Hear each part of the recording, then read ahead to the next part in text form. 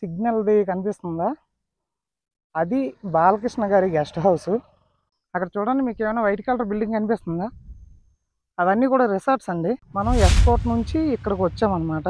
ఒక డిస్టెన్స్ రాయి కూడా కనబడుతుంది చూడండి. ఇప్పుడు మనం చూస్తున్న ఈ బ్లాక్ టాప్ రోడ్ ఇలా అటువైపు వెళ్తే ఎస్కోట, ఇలా ఇటువైపు వెళ్ళిపోతే గజపతి నగరం వస్తుంది అనమాట. చూడండి, ఇది టోటల్గా ఇక్కడ నుండి ఈ రోడ్డు ఫేసింగ్ 8.5 ఎకరాలు రిజిస్ట్రేషన్.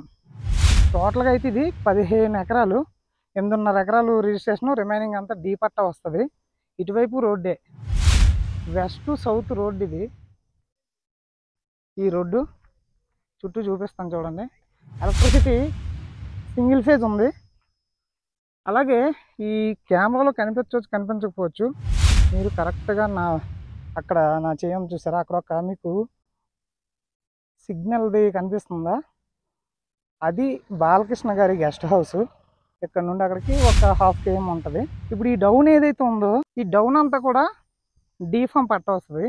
ఇలా ఈ మెయిన్ రోడ్డుకు ఆనుకుని ఉన్నది ఇదంతా కూడా 8.5 ఎకరాలు తార్ రోడ్డు ఫేసింగ్.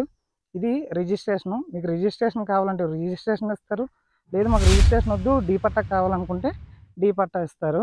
ఓకేనా? మీరు కూడా సేమ్ అలాగే అక్కడ ఒక రిసార్ట్స్ కనిపించాయి కదా, అలా రిసార్ట్స్ చేసుకుంటే ఎక్సలెంట్గా ఉంటుంది. మెయిన్ రోడ్ ఫేసింగ్ బిట్ అనమాట. చూడండి, అదంతా హిల్ వ్యూ ఎక్సలెంట్గా ఉంటుంది. తార్ రోడ్కి అటాచ్డ్ కాబట్టి ఇంట్రెస్ట్ ఉన్న వాళ్ళు కాంటాక్ట్ అవ్వండి.